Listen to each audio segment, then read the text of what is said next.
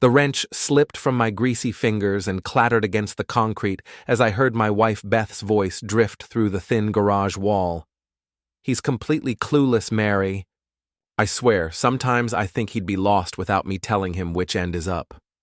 I froze beneath the hood of my pickup truck, oil staining my work shirt, listening to her phone conversation through the kitchen window.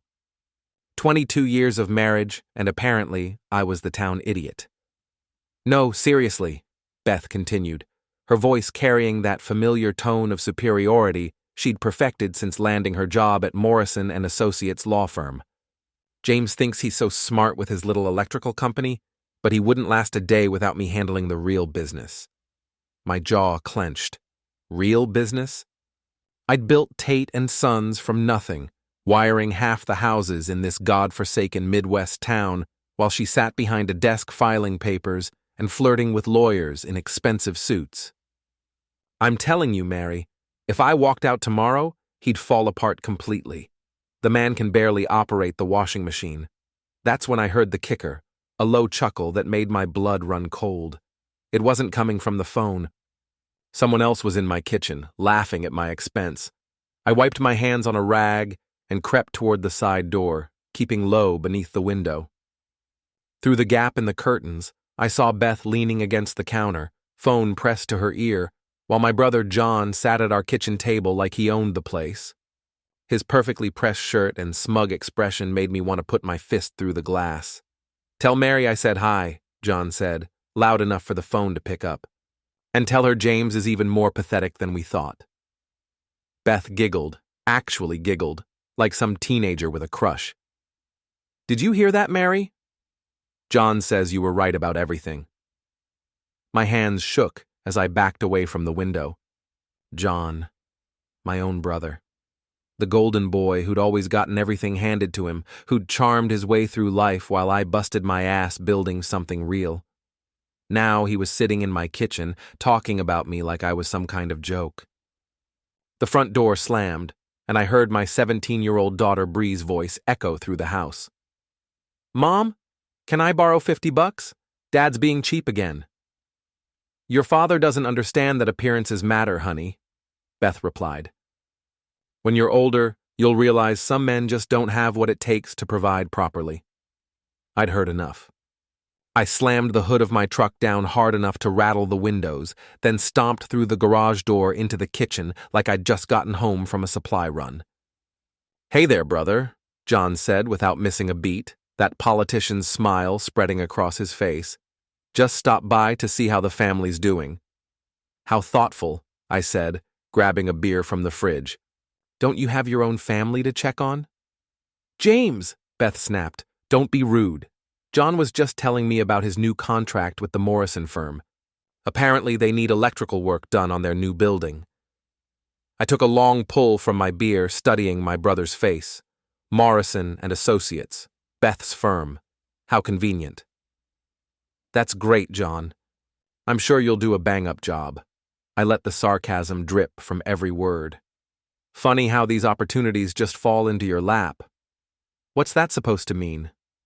Beth's voice had gone sharp, defensive.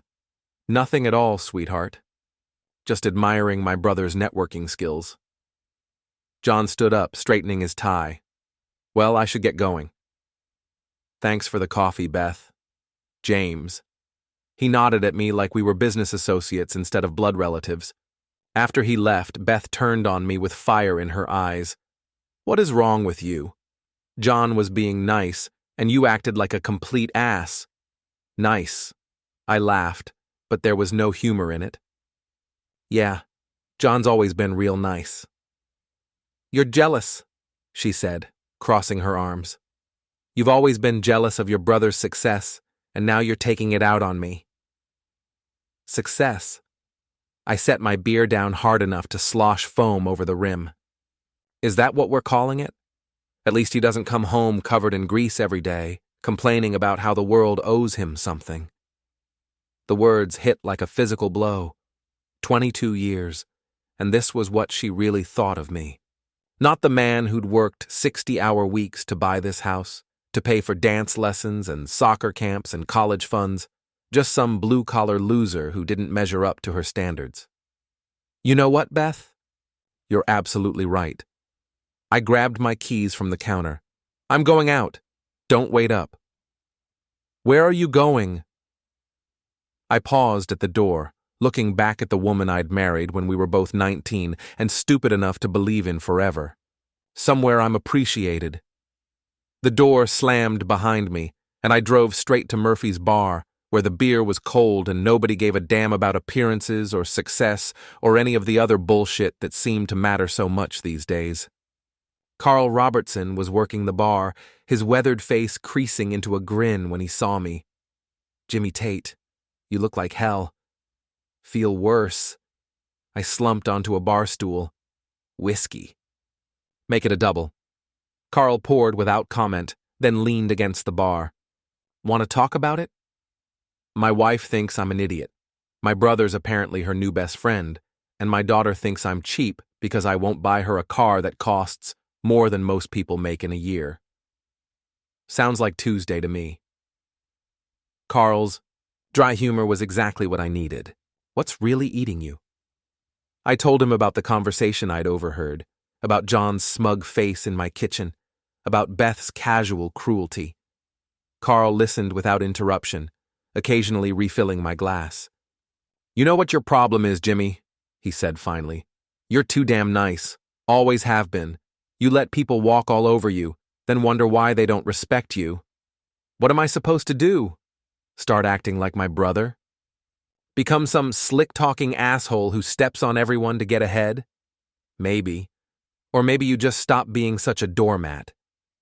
I stared into my whiskey, seeing my reflection distorted in the amber liquid. Beth said I wouldn't last a day without her. Carl snorted. Beth hasn't done an honest day's work in her life. She's got no idea what you're capable of. Try me, I muttered. What's that? Nothing. I finished my drink and stood up. Thanks for listening, Carl. Anytime, brother. And Jimmy, don't let them make you into something you're not. But don't let them walk all over you either. I drove home through empty streets, past the houses I'd wired, the businesses I'd kept running, the life I'd built with my own 2 hands. Maybe I wasn't smooth like John or educated like Beth's lawyer friends, but I was real. I was solid.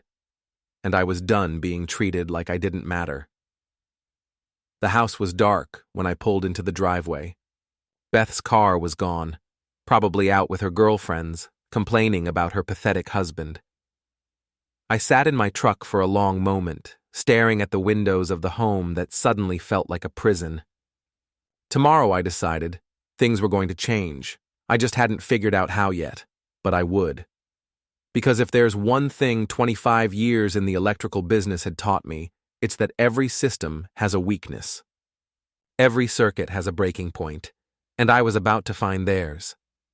3 days later, I was replacing outlets in the Morrison and Associates building when I overheard something that stopped me cold.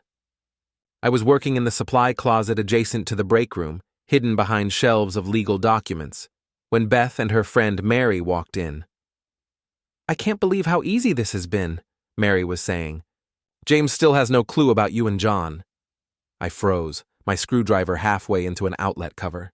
Keep your voice down, Beth hissed. Someone might hear. Relax. It's just the electrician, and he's probably too stupid to understand anyway. My hands clenched around my tools. The electrician, like I was some anonymous service worker instead of the woman's husband. John's getting impatient, Beth continued. He wants to make things official. What about the girls? Bree's already on board. She thinks John's sophisticated, successful. Everything her father isn't. And Bee's away at college. She'll understand eventually. I felt like I'd been punched in the gut. My own daughter, choosing sides against me. The timing has to be perfect, Mary said. You need to make sure James looks like the bad guy. Make him lose his temper, do something stupid. Then you can claim emotional abuse, get a better settlement. That's the beauty of it, Beth laughed. He's so predictable. Push the right buttons and he'll explode. Then I get the house, half the business, and alimony. and John gets you. We both get what we want. I stayed hidden until they left, my heart pounding so hard I was sure they could hear it. 22 years of marriage, and it had all been a lie. Not just the affair. The whole thing was a setup, a con game with me as the mark. That evening, I sat in my truck outside John's house, watching through his living room window. Sure enough, Beth's car was parked around the corner, hidden from the main street but visible from my position. Through the gauze curtains, I could see two figures embracing on the couch, my brother and my wife. I pulled out my phone and started taking pictures. Not for some dramatic confrontation. I wasn't that stupid. But Carl was right. I'd been too nice for too long. If they wanted to play games, I'd learn the rules. The next morning, I called in sick to work and drove to the county courthouse. Public records, property deeds, business licenses, all the boring paperwork that people like John and Beth never bothered to read carefully. What I found was interesting. Very interesting. John's electrical license had expired 6 months ago. He'd been bidding on jobs, including the Morrison contract, without proper certification. That was a felony in our state. Beth had been using the firm's credit card for personal expenses, lunches with John, shopping trips, even a weekend getaway to Chicago that she'd told me was a work conference. And Mary, sweet Mary, who'd been so helpful in planning my wife's betrayal, had her own secrets. Her husband's construction company had been getting electrical inspections signed off without the actual work being completed. Guess who'd been doing the fake inspections? My brother John. I spent the rest of the day making copies, taking notes, building a case. Not for court. I wasn't ready for that yet. But knowledge was power, and I'd been powerless for too long. That evening, I came home to find Beth in the kitchen, making dinner like nothing had changed. "You're home early," she said without looking up from the stove. "Finished the Morrison job today." I watched her face carefully. Interesting place to work. Very educational. Something flickered in her expression, but she kept stirring the sauce. "Oh? How so?" "You meet all kinds of people. Learn all kinds of things." I sat down at the table in the same spot where John had been sitting 3 days ago. "Speaking of which, your friend Mary stopped by the job site. We had a nice chat. Now she turned around, wooden spoon still in her hand. Mary was there? Very friendly woman. We talked about family, relationships, the importance of trust between married couples. Beth's knuckles went white around the spoon handle. What exactly did she say? Nothing specific. Just girl talk, you know how it is. I smiled, enjoying the uncertainty in her eyes. She did mention that she and her husband are having some problems. Something about his business practices. I wouldn't know anything about that. Of course not. Why would you? We ate dinner in uncomfortable silence, the tension thick enough to cut with a knife. Bree joined us halfway through, chattering about school and friends, oblivious to the war brewing between her parents. "Dad, can you drive me to soccer practice tomorrow?" she asked. "Mom's got plans." "What kind of plans?" I asked Beth. "Just errands. Nothing important." "I'm sure." I turned back to Bree. "Of course I'll drive you, sweetheart. We should spend more time together." After dinner, Beth disappeared into the bedroom to make phone calls. I could hear her voice through the door, urgent and worried, but couldn't make out the words. Didn't matter. I knew exactly who she was calling. Around 10 o'clock, my phone buzzed. Text message from an unknown number. "We need to talk. Meet me at Murphy's in an hour. Come alone. J. John." My dear brother wanted a face-to-face meeting. How thoughtful. I texted back, "See you there." Murphy's was nearly empty when I arrived.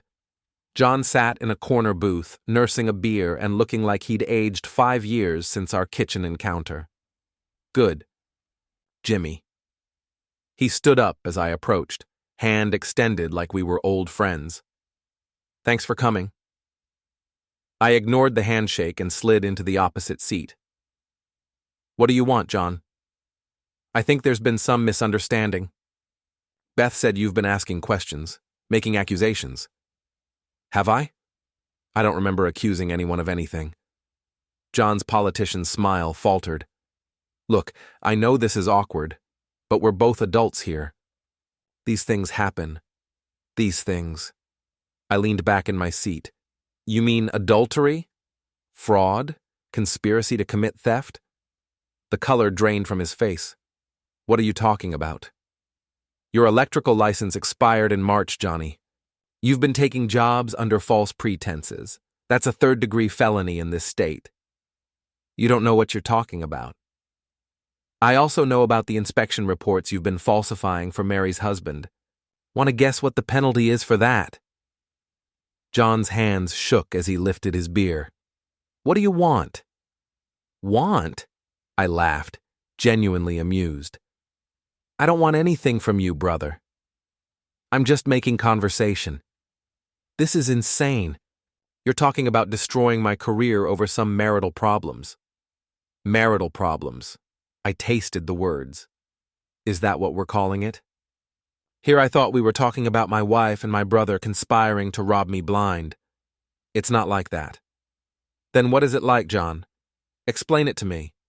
Help me understand how screwing your brother's wife is somehow noble. He couldn't meet my eyes. Beth and we connect. We understand each other. You understand each other's bank accounts, you mean? That's not fair. Fair? I stood up, leaning across the table. You want to talk about fair?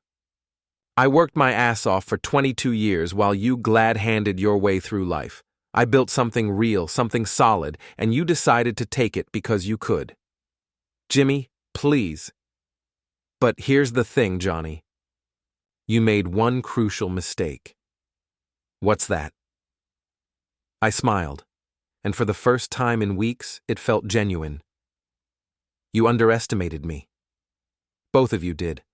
I left him sitting there, probably calling Beth before I even reached my truck. Let them panic. Let them wonder what I knew, what I was planning. Because the truth was, I was just getting started. The next 2 weeks were a masterclass in psychological warfare. I didn't confront Beth directly or make dramatic accusations. Instead, I became the perfect husband, attentive, helpful, interested in her work and her friends. It drove her absolutely crazy. You're acting weird, she said one morning as I brought her coffee in bed. Weird how? I don't know. Different. Like you're planning something. I'm just trying to be a better husband. Isn't that what you want? She studied my face suspiciously. Since when do you bring me coffee in bed? Since I realized how lucky I am to have you. The doubt in her eyes was delicious. She'd been expecting anger, confrontation, the emotional explosion that Mary had coached her to provoke. Instead, she got kindness and attention, and it was driving her insane. I started showing up at her office with lunch, chatting with her co-workers, being charming and friendly. The women loved it. Beth, your husband is so sweet. But I could see the panic building behind Beth's smile. Meanwhile, I was systematically documenting everything: bank records, credit card statements, phone logs, emails. I hired a private investigator, a retired cop named Tom Bradley, who owed me a favor from when I'd rewired his house for free after a kitchen fire. Your wife's not very careful, Tom reported after a week of surveillance. She and your brother meet at the Riverside Motel every Tuesday and Thursday afternoon. Always pays cash, always uses a fake name, but she's got a distinctive car. What about Mary? That's more interesting. She's been feeding information to your wife about your business accounts. Looks like she's got access to some financial databases through her husband's company. Can you prove it? Already am. Give me another week, and I'll have enough evidence to put all 3 of them in serious legal trouble. But legal trouble wasn't enough. I wanted them to feel what I'd felt: the humiliation, the betrayal, the crushing realization that the people you trusted most were your worst enemies. The opportunity came sooner than expected. Bree's soccer team was having their annual fundraiser dinner at the school gymnasium. The whole town would be there. Parents, teachers, local business owners. Beth had been planning to attend with me, playing the role of supportive mother and devoted wife. Perfect. I spent 3 days preparing, making sure every detail was exactly right. The timing had to be flawless. The night of the dinner, Beth wore her favorite dress, the blue one that John had bought her for their Chicago trip, though she didn't know I knew that. She looked beautiful, confident, ready to charm the crowd. "You clean up nice," I told her as we walked into the gymnasium. "Thank you." She seemed surprised by the compliment. "You look good too." We mingled with the other parents, made small talk about soccer and school fundraisers. Beth was in her element, laughing and socializing, playing the part of the perfect wife and mother. John arrived fashionably late, as always. He worked the room like a politician, shaking hands and making promises about supporting the team. When he reached our table, he greeted Beth with a careful, platonic hug. "James, good to see you." His handshake was firm, his smile practiced. "Beth tells me business is going well." "Can't complain. Speaking of business, how's that Morrison project coming along?" A flicker of uncertainty crossed his face. "Fine. Everything's on schedule." "That's great to hear. I was worried there might be some licensing issues." The smile faltered completely. "What do you mean?" "Oh, probably nothing. Just some paperwork mix-ups at the county office. You know how bureaucrats are." Beth's hand found mine under the table, squeezing tight, warning me to back off, or maybe just nervous about the tension building between her husband and her lover. The dinner progressed normally until the speeches began. Parents and coaches took turns thanking sponsors and volunteers. Then the principal called for any additional remarks. I stood up. "I'd like to say a few words, if that's okay." Beth's grip on my hand tightened. "James, what are you doing?" "Just being supportive, honey." I walked to the front of the room, accepting the microphone from Principal Martinez. 200 faces looked up at me expectantly. Friends, neighbors, people who'd known me for decades. "Good evening, everyone. For those who don't know me, I'm James Tate, Bree's father and owner of Tate & Sons Electrical. I've lived in this town my whole life, and I've always believed in the importance of community, trust, and supporting one another." Polite applause. Beth looked like she might be sick. "Tonight, I want to talk about integrity, about the difference between appearance and reality, about how sometimes the people closest to us aren't who we think they are." The room grew quiet. People sensed something coming. For instance, my brother John has been telling everyone about his big contract with Morrison and Associates. What he hasn't mentioned is that his electrical license expired 6 months ago, making every job he's bid on illegal. Gasps from the crowd. John half rose from his chair, face flushed red. "James, stop!" Beth hissed, loud enough for nearby tables to hear. "I'm also concerned about some of the financial irregularities I've discovered.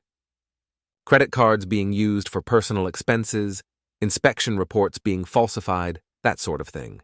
The kind of behavior that destroys trust in our community." Now people were turning to stare at John, whispers spreading through the crowd like wildfire. But the most disappointing discovery has been personal.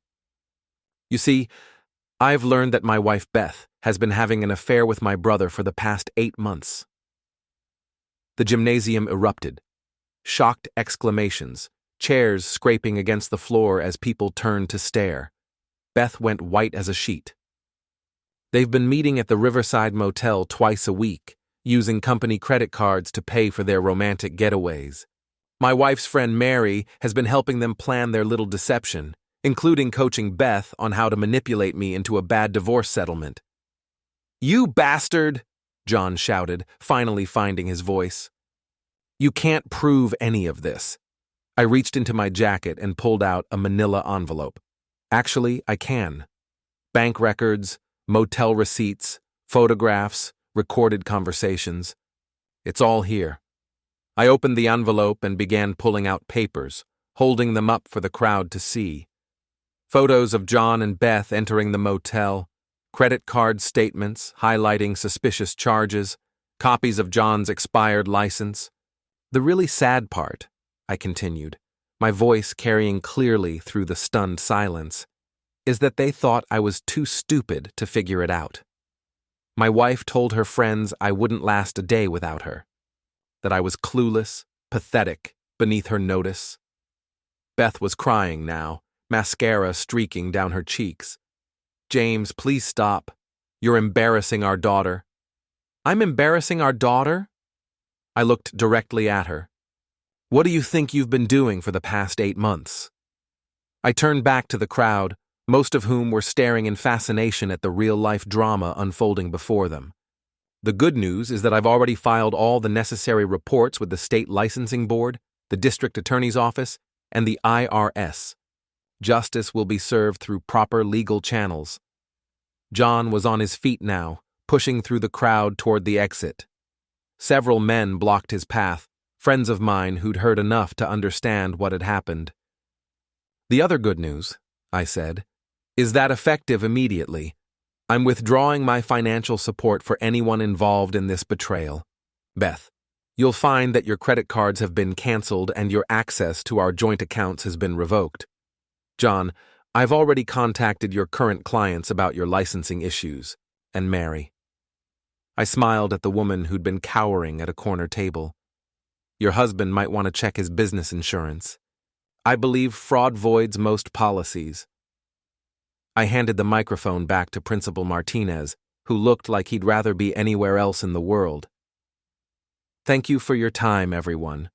Please enjoy the rest of your evening. The walk back to my table felt like a mile. Beth was sobbing openly now, her carefully constructed facade crumbling in front of the entire town. Bree sat frozen in her chair, staring at me with a mixture of shock and something that might have been respect. Dad, she whispered as I sat down. Is all of that true? Every word, sweetheart. Mom's been cheating on you with Uncle John? Yes. Bree looked at her mother with disgust. How could you do that to Dad? To our family? Beth tried to speak but only managed a strangled sob. Around us, the crowd was buzzing with conversation. Some people looked scandalized, others sympathetic. A few seemed genuinely entertained by the drama. Carl Robertson appeared at my elbow, grinning like he'd just won the lottery. Jimmy Tate, you magnificent bastard. That was the most beautiful thing I've ever seen. Thanks, Carl. Buy you a drink after this circus winds down? I'd like that. John had finally managed to push his way to the exit, followed by several angry parents who'd apparently had their own dealings with his company. Mary was nowhere to be seen, probably already on the phone with her lawyer. Beth stood up shakily, her dress wrinkled and her makeup ruined.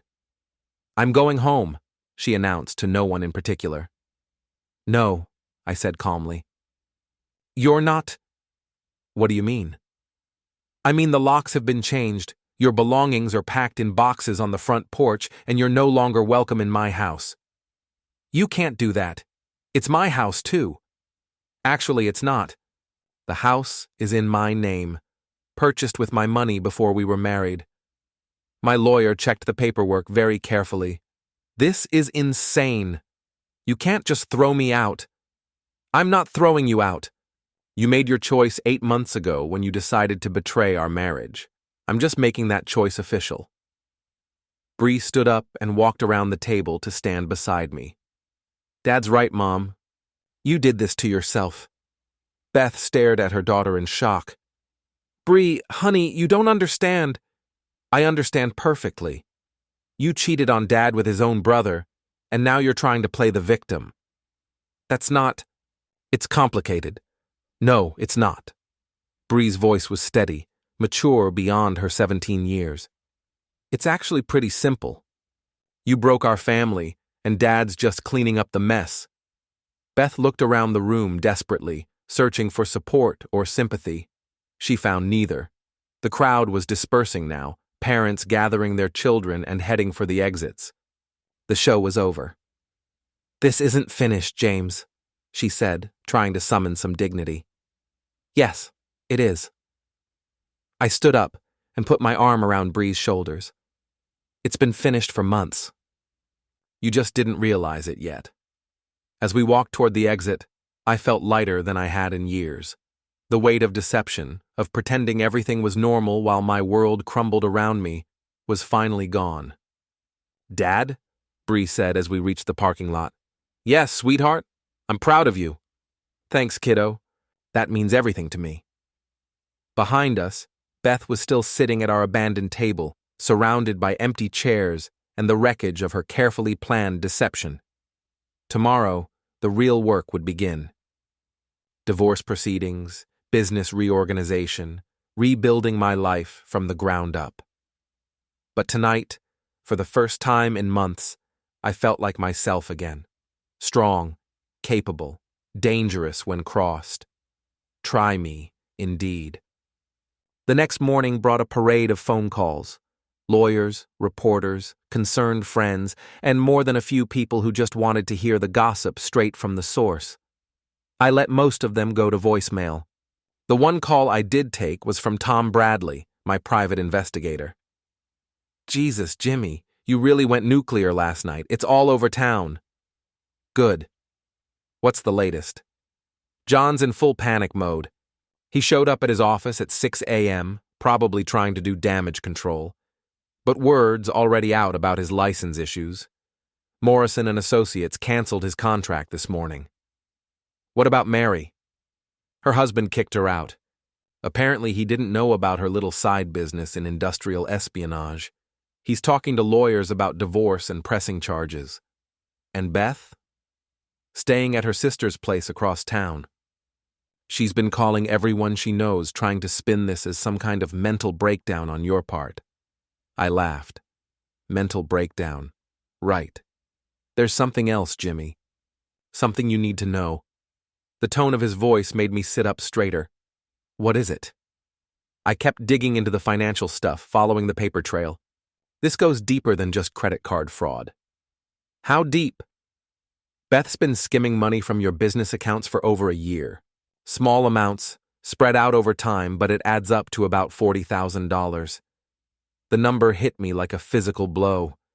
$40,000. Money I'd earned with my own sweat, stolen by the woman I'd trusted most. There's more. She's been feeding information about your clients to John, helping him undercut your bids. That's why you've been losing so many contracts lately. The pieces fell into place with sickening clarity. The mysterious low bids that had cost me 3 major jobs in the past 6 months. The way John always seemed to know exactly what to propose to win contracts.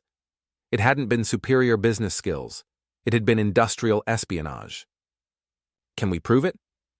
Already have. Bank records, email trails, phone logs. She's been using her position at Morrison to access confidential bid information, then passing it to John. That's a felony. Multiple felonies. Fraud, theft, conspiracy, maybe racketeering if the DA wants to get creative. I sat in silence for a long moment, absorbing the magnitude of their betrayal. It wasn't just adultery, it was a coordinated attack on everything I'd built. Tom, I want you to take all of this to the district attorney's office, today. You sure about that, Jimmy? Once this goes criminal, there's no taking it back. I'm sure. After hanging up, I sat in my kitchen, in my house, surrounded by the life I'd built and they'd tried to steal, and felt something cold and final settle in my chest.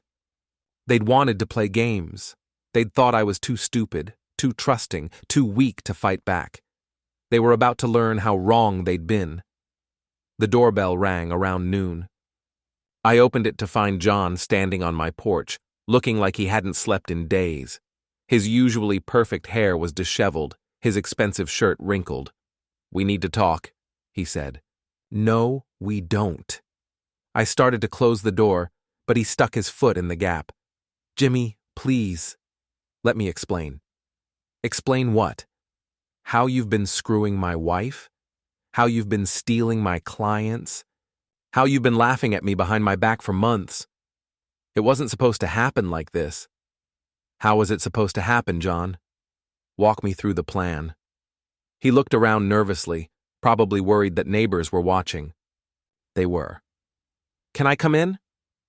Just for 5 minutes? Against my better judgment, I stepped aside and let him enter. He walked into the living room like a condemned man approaching the gallows. Beth and we didn't plan this. It just happened. Bullshit. I sat down across from him, studying his face. Industrial espionage doesn't just happen. Stealing $40,000 doesn't just happen. This was a coordinated attack on my life, and you were both in on it from the beginning. 40,000? He looked genuinely confused. What are you talking about? Don't play dumb, Johnny. We both know you're smarter than that. I swear to God, I don't know anything about $40,000. I watched his face carefully. Either he was a better actor than I'd given him credit for, or Beth had been playing her own game within the game. She's been skimming money from my business accounts. Small amounts over time, but it adds up. The color drained from John's face. She told me you were hiding money from her, that you had secret accounts she couldn't access. And you believed her? She showed me bank statements, Jimmy. Accounts with hundreds of thousands of dollars that she said you were keeping from the family. I felt a laugh building in my chest, dark and bitter. Those are business accounts, you idiot. Equipment purchases, payroll, operating expenses. Of course, she couldn't access them. They're not personal accounts. John buried his face in his hands. Oh, God. She played me. She played both of us. The difference is I figured it out. What do you want me to do? Nothing. There's nothing you can do. The damage is done. Jimmy, I'm sorry. I know that doesn't mean much now, but I am truly sorry. Sorry for screwing my wife or sorry for getting caught? Both. All of it. I never meant for things to go this far.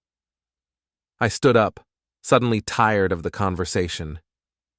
You know what the funny thing is, John? If you'd just asked me for help, I would have given it to you. If your business was struggling, if you needed money, if you were in trouble, I would have helped you, because that's what brothers do. I know. But instead, you decided to take what you wanted, to destroy what I'd built rather than ask for help building your own. I was jealous, he said quietly. You always had it together, you know? The successful business, the stable marriage, the respect of everyone in town. I wanted what you had. So you took it.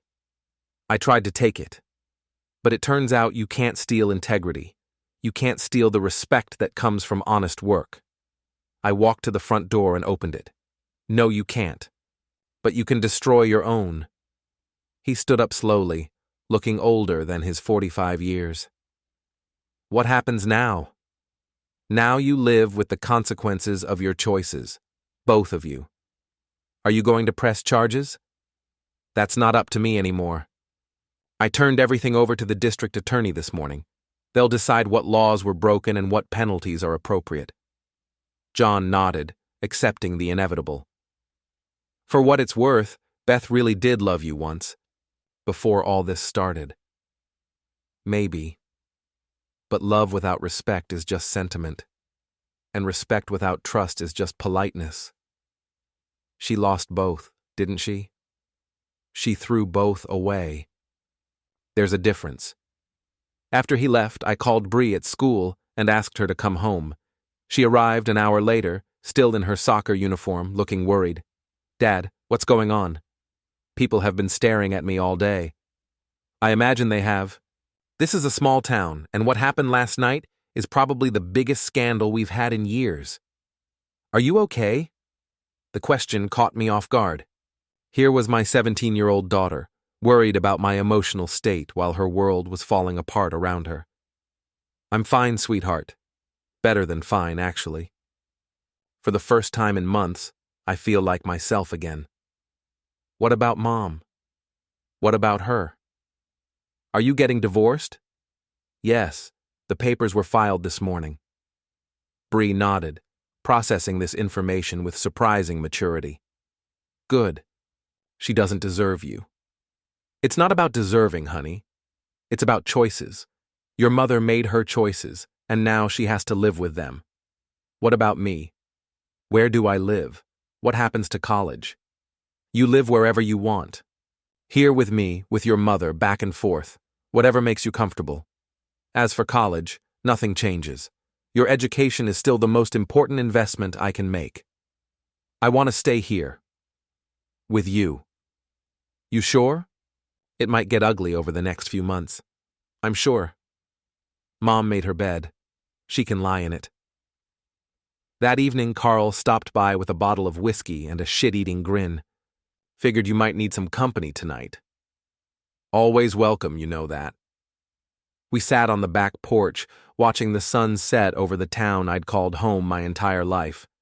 The whiskey was smooth, the company was good, and for the first time in months, I felt genuinely at peace. So what's next for Jimmy Tate? Carl asked. Rebuild, expand the business, maybe hire some more guys. I've got a feeling I'm going to be getting a lot of John's old clients. Already happening. Morrison called me this afternoon, asking if I knew any good electrical contractors. What did you tell them? That I knew the best one in the state, and he'd just become available for new projects. I raised my glass in a mock toast. To new projects, to old friends, and to the importance of choosing both wisely. We drank in comfortable silence as the stars came out. Tomorrow would bring new challenges, new opportunities, new chances to build something real and lasting. But tonight, I was content to sit with an old friend and savor the taste of justice served cold.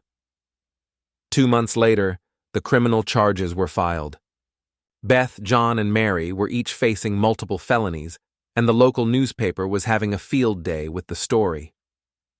Local business owner exposes conspiracy, read the headline, complete with photos from the soccer dinner confrontation.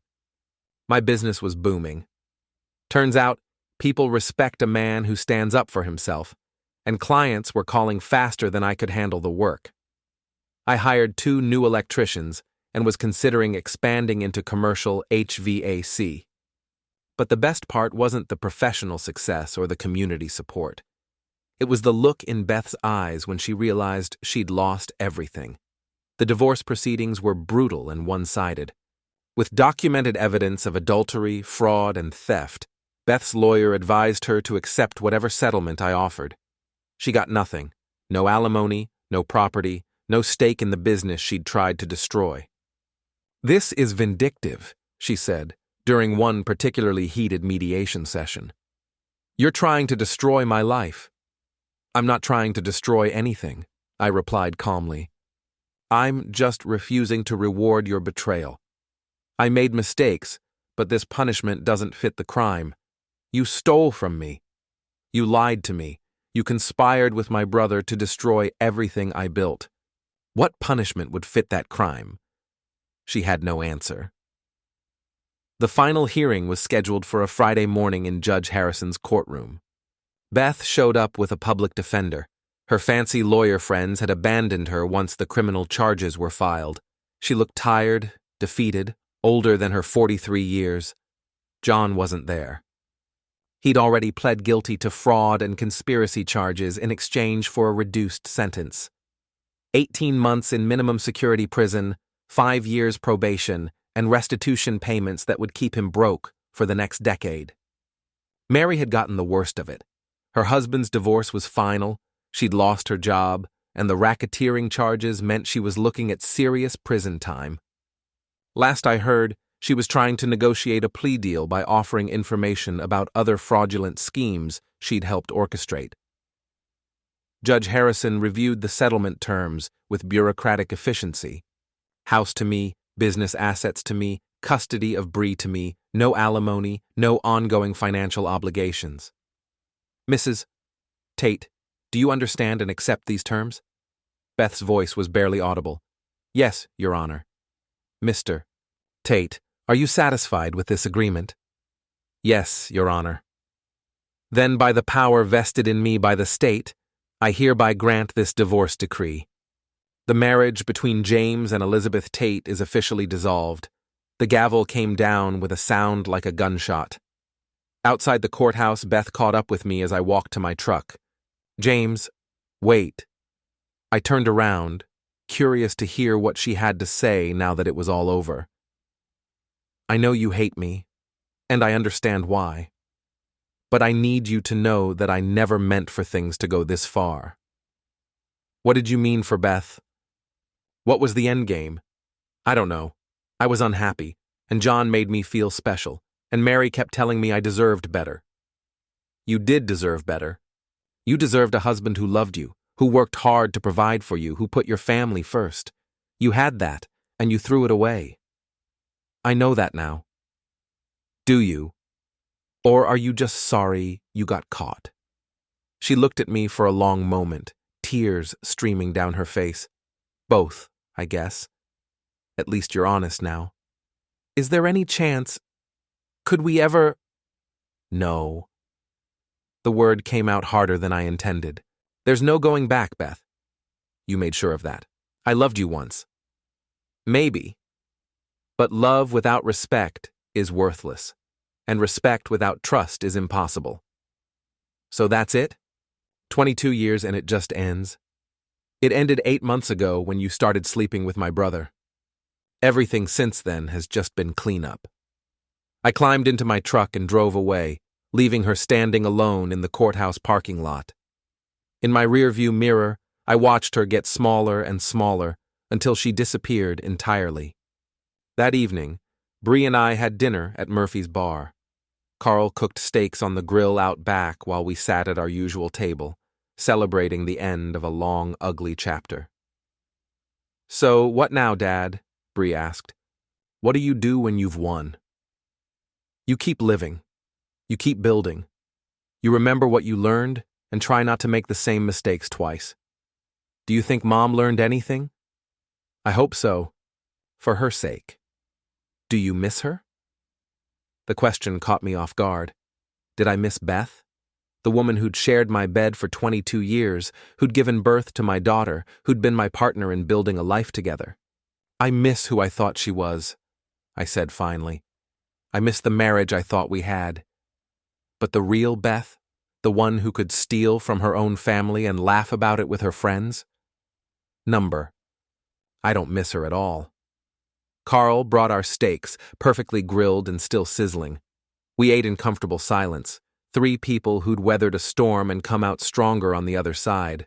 Later that night, I sat in my home office, looking over the books for Tate and Sons Electrical. Revenue was up 40% from last year. We had contracts booked through the end of next year. The business that Beth and John had tried to destroy was thriving. My phone buzzed with a text message from an unknown number. I heard about the divorce. "I'm sorry things didn't work out. If you ever want to talk, call me." Sarah Mitchell, my high school girlfriend who'd moved back to town after her own divorce 6 months ago.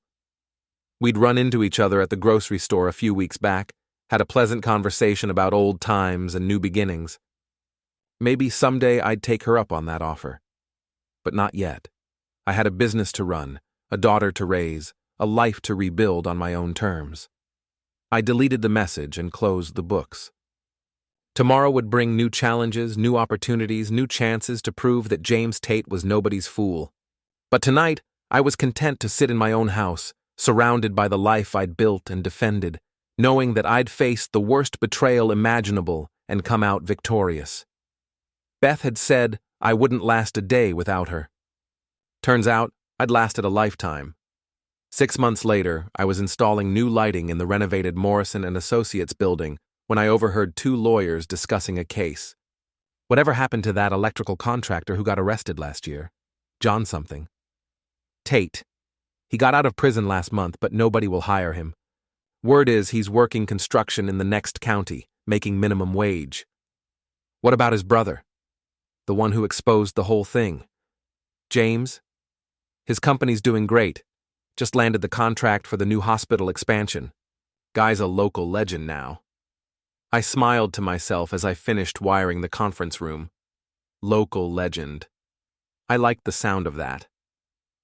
That evening, I picked up Bree from soccer practice and drove home through the town where I'd spent my entire life. Past the houses I'd wired, the businesses I'd kept running, the community that had rallied around me when I needed support most. "Dad," Bree said as we pulled into our driveway, "I'm proud of you." "Thanks, kiddo. That means everything to me." "You know what the best part is?" "What's that?" "You didn't let them change you. You're still the same dad you always were. Honest, hardworking, decent. They tried to make you into something ugly, but you wouldn't let them." She was right. Beth, John, and Mary had tried to drag me down to their level, to make me into the kind of person who fought dirty and played games and destroyed lives for personal gain. Instead, I'd simply refused to be a victim. I'd gathered evidence, followed the law, and let the truth speak for itself. I'd fought back, but I'd fought clean, and I'd won. As we walked into our house, our home, our sanctuary, I felt a deep satisfaction that had nothing to do with revenge and everything to do with justice. They'd tested me, pushed me, tried to break me, but I'd proven something important, both to them and to myself. When someone says you won't last a day without them, when they underestimate your strength and your resolve, when they think they can walk all over you because you're too nice or too trusting or too weak to fight back, there's really only one appropriate response. Try me, try me, try me, try me, try me, try me, try me, try me, try me.